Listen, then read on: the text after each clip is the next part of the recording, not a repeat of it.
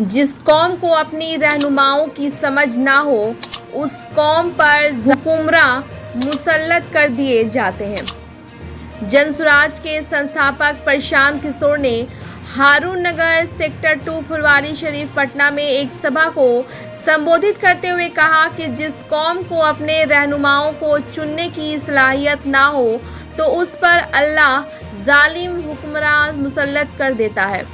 अपने सभा को संबोधित करते हुए प्रशांत किशोर ने कहा कि मुसलमान के कुरान में एक सूरह नाजिल हुई है जिसका नाम है इकरा और इसका मतलब होता है पढ़ो, अर्थात तुम्हें पढ़ाई के लिए पैदल चीन भी जाना पड़े तो जाकर पढ़ाई करो। लेकिन मुसलमान ऐसी कौन है जो पढ़ाई की तरफ कम, फिजूल की तरफ ज़्यादा ध्यान देता है। प्रशांत किशोर ने कहा कि आपके धर्म में लिखा हुआ है कि मशवरे में खैर है, लेकिन आप मशवरा तो करते नहीं।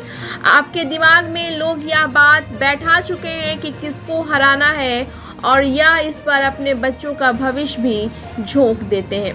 मुसलमान अपनी बुनियादी बातों को भूल चुके हैं। इनमें राजनीतिक सलाहियत दलितों से भी कम है। ब्यूरो रिपोर्ट, बिहार दर्शन।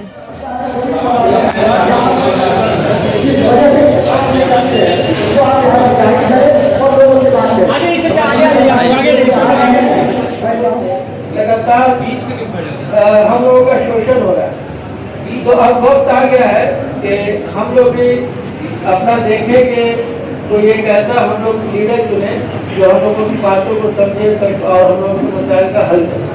तो प्रशांत किशोर जी के बारे में बहुत सारे मिसकंसेप्शन थे कि प्रशांत जी क्या है, टीम है, मीटिंग है, टीम में पता नहीं क्या क्या।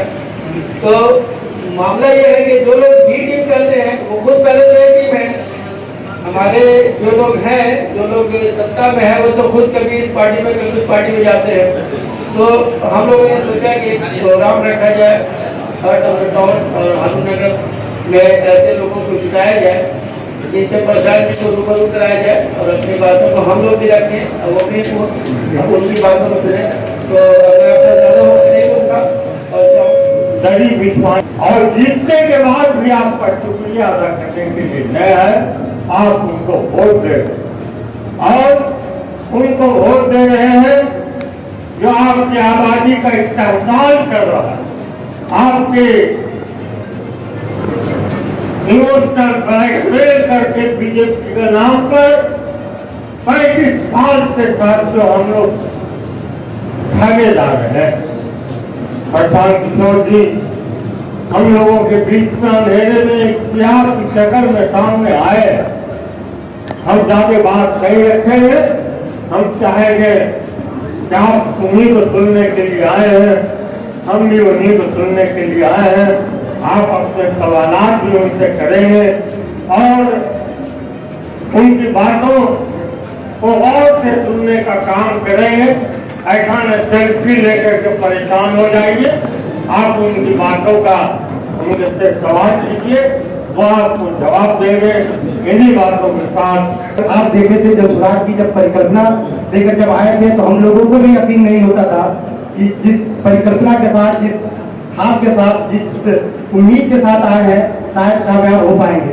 लेकिन जब पश्चिमी चंपारण के बिटियारवा से चले और जैसे जैसे आगे की तरफ बढ़ते गए, लोगों का जब कारवा जुड़ता गया तब हमारे जैसे नौजवानों में भी हौसला आया और बहुत सारे लोग जुड़ते चले गए।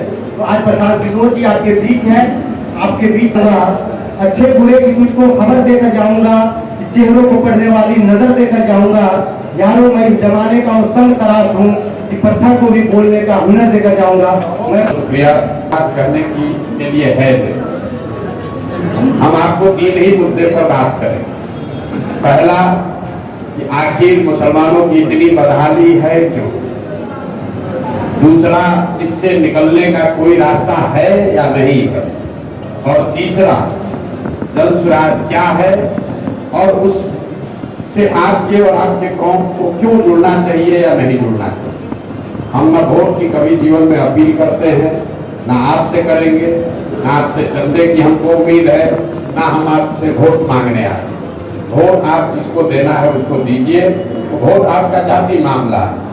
हम वोट मांगने की राजनीति नहीं करते हैं। हमने दल बनवाने का निर्णय लिया है कि बिहार भर के लोग जो विकल्प के अभाव में, सिर्फ मुसलमान नहीं, बिहार भर के लोग जो पिछले कई 2 दशकों से विकल्प के अभाव में वोट दे रहे हैं और गलत आदमी को वोट दे रहे हैं, गलत दलों को वोट दे रहे हैं, हम लोगों ने भी कई लोगों की मदद की है, वो लोग उस राजनीतिक बंधुआ मजदूरी से बाहर निकल सके, इसके लिए उनके सामने एक बेहतर सशक्त विकल्प बनाया जाए।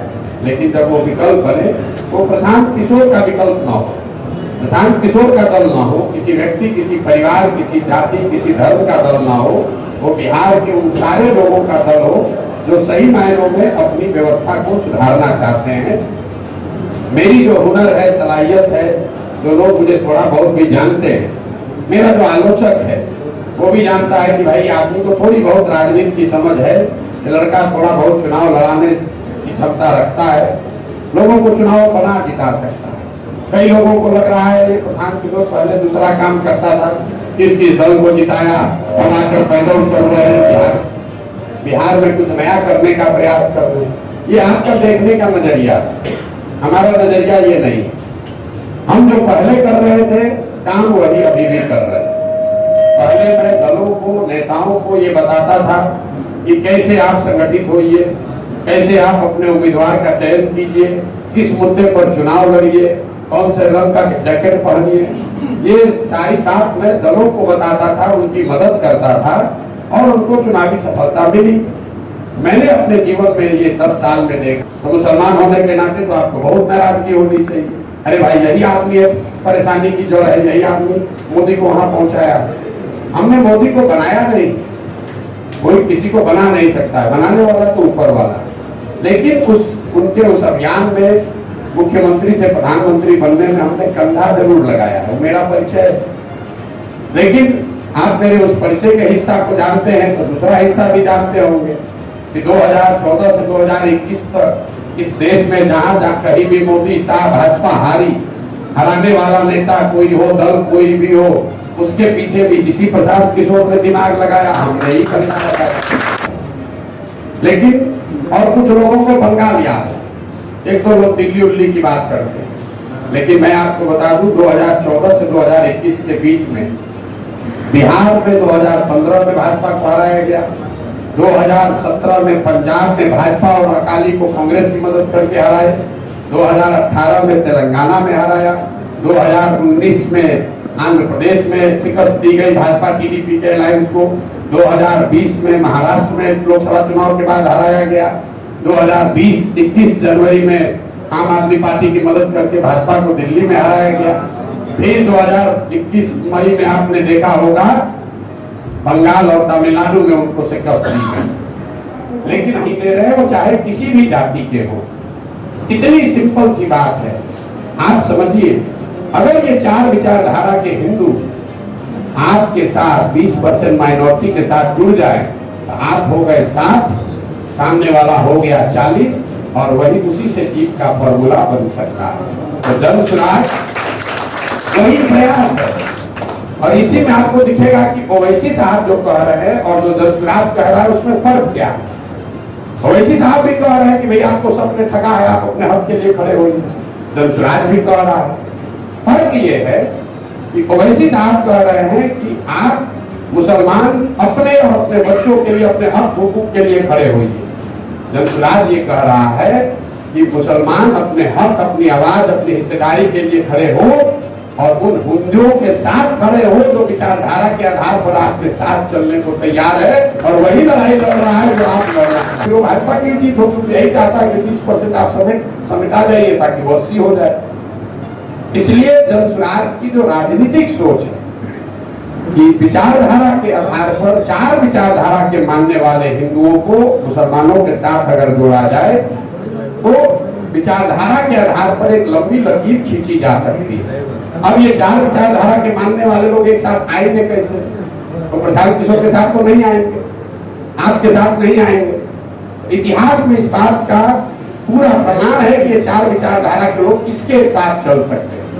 आजादी से पहले गांधी के पीछे ये चारों विचारधारा के पुरोधा, चारों विचारधारा के मानने वाले लोग मतभेदों के बावजूद उन्होंने गांधी को अपना लीडर माना, गांधी के विचारधारा पर चलना स्वीकार किया।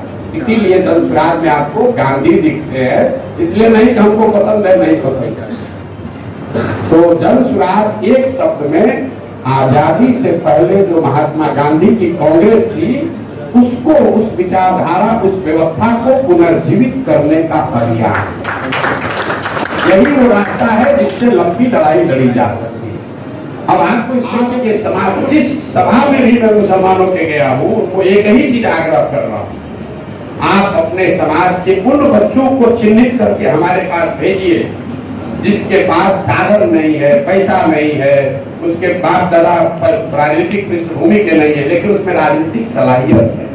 थोड़ी बहुत भी अगर सलाहियत होगी तो मैं उसको जन स्वराज के खर्चे पर सिखाऊंगा भी, प्रशिक्षण भी दूंगा और अपने खर्चे पर लड़ाऊंगा।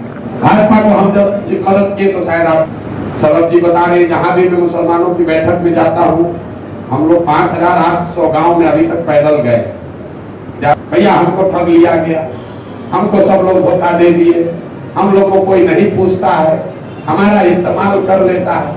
अरे भाई, ये बात आपको आज पता है, ये बात आप 4 महीना पहले भी भाषण दिए थे, फिर भी बोले थे, उसके 1 साल पहले बोले होंगे, तब भी भाषण में यही बोल रहे। 2 महीना पहले चुनाव हुआ है, वहां पर कौन करके आपने वोट दिया, कौन जीता कौन हारा उसको छोड़िए, आपसे कोई बड़ा दाम नहीं। हम लोग हिंदुओं में तो कई देवता, देवी देवता है, हम लोग का अलग अलग पूजा करने की पद्धति है। एक घर में भी लोग 4 तरह से अलग अलग से पूजा करते हैं, लेकिन मुसलमानों में तो बस एक ही बात, आप कुरान को ही मानते हैं, पैगंबर साहब को मानते हैं। उन्हीं पैगंबर साहब ने कहा कि जिस कौम को अपने रहनुमाओं की समझ न हो, उसके ऊपर जालिम हुक्मरानों को मुसल्लत कर दिया जाता है। हम आपको क्या कहेंगे, आप तो दिन में 5 बार नमाज पढ़ते हैं, आपको ये पता है, तो भाई इस लाइन को आप कागज पर लिख लीजिए।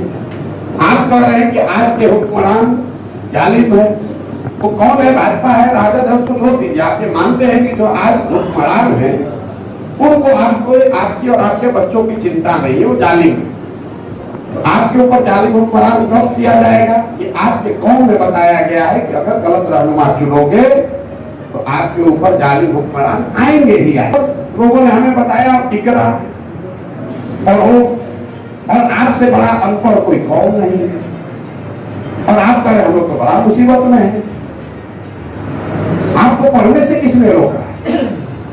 कितनी बार आप पढ़ाई पर चर्चा करते हैं, जब भी कोई मजलिस होती है आप तो उसमें खाली भाजपा की बात कर रहे हैं, गठबंधन की बात कर, आप अपने बच्चों की पढ़ाई की बात कर कहां रहे? आप हमसे क्या सुनिएंगे, हम आपको क्या सलाह देंगे? भाई आपको कहा गया मशवरे में खैर है, आप मशवरा करते कहां हैं? आपको तो मशवरा नहीं करना है, आपको तो पहले से मालूम है, हमको भाजपा को हरा है, जो हराता होगा उसको जाके दे देंगे। जब आप अपने कौम की बुनियादी बातें जो हैं, सियासी नजरिए से जो बातें बताई गई हैं, अगर आप उस पर अमल नहीं करोगे तो आपकी बदहाली, बर्बादी, फतेहाली होगी ही हो। मुसलमानों की बदहाली का ये कारण है कि आपको बताया गया कि इल्म हासिल करने के लिए जरूरत पड़े तो चाइना जाओ, लेकिन मुसलमानों से कम राजनीतिक सलाहियत रखने वाला कोई कौम इस देश में नहीं। दलित आपसे भले सामाजिक आर्थिक नजरिए से पिछड़ा हो, लेकिन जहां तक राजनीतिक सलाहियत का मामला है वो आपसे ज्यादा पिछड़ा वो दलित भी नहीं है। मैं आपको एक उदाहरण खाली दूंगा की रिपोर्ट कब आई। जिस वर्ष में सच्चर कमेटी की रिपोर्ट आई उससे पहले इस देश में किन लोगों का शासन था? सच्चर कमेटी के रिपोर्ट में बताया गया कि आपकी मुसलमानों की शैक्षणिक माली हालात जो है वो दलितों से भी बदतर है। तो भाई 1950 से लेकर 1947 से लेकर सच्चर कमेटी रिपोर्ट आने तक देश में भाजपा की सरकार तो नहीं थी, देश में तब मोदी योगी तो नहीं थे। इनके आने से आपकी परेशानी और बढ़ गई है, वो बात मैं मानता हूं, लेकिन जिनको आपने रहनुमा बनाया, जिनको आपने अपने वोट से जिताया, उन्होंने तो आपको दलितों के नीचे पहुंचा दिया। उसको बताते हैं कि विकल्प क्या है, राजनीतिक विकल्प क्या है, कैसे आप इससे निकल सकते हैं। मैं आपको एक आंकड़ा देता हूं। ज्यादातर मुसलमानों को ये लगता है या उनके दिमाग में प्रोपेगेंडा से ये बैठा दिया गया है कि पूरा जो हिंदू समाज है वो सब भाजपाई हो गया, किसी पर आप भरोसा नहीं कर सकते, एक कोई जाति विशेष है उसी के साथ रही है। जैसे बिहार यूपी में मुसलमानों को लगता है कि MY समीकरण है, हर आदमी चर्चा करता है। हम आपको बता रहे हैं MY समीकरण नहीं है, समीकरण YM है। समझिए इस बात को। जब MY समीकरण था तो इसी बिहार में लालू जी बिहार झारखंड एक साथ था, 54 में 53 MP जीत कर गए थे। लेकिन YM जब समीकरण है तो उनकी हालत खराब है। क्यों? क्योंकि जब Y खड़ा होता है तब तो M के लोग ईमानदारी से उसको वोट देते हैं, लेकिन जैसे ही M खड़ा हुआ Y समाज के लोग, आधे से ज्यादा लोग आपको छोड़कर जाके भाजपा को वोट दे देता है।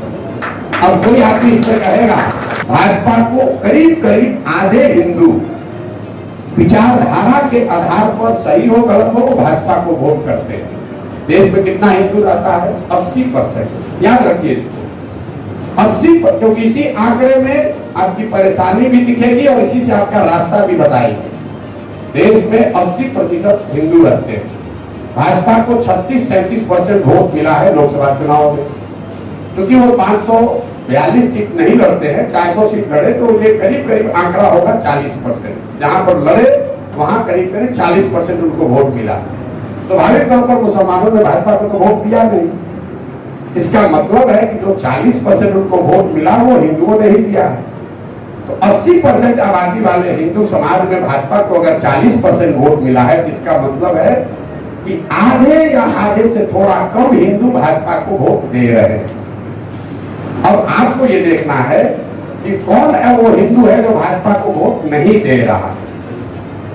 आपको लग रहा है यादव है कि ब्राह्मण है कि दलित है कि कुशवाहा है। हम आपको बता रहे हैं कि कौन लोग भाजपा को वोट नहीं दे रहे। जाति का अगर मापदंड होता तो मोदी के जाति के तो एक लोग भी बिहार में नहीं रहते।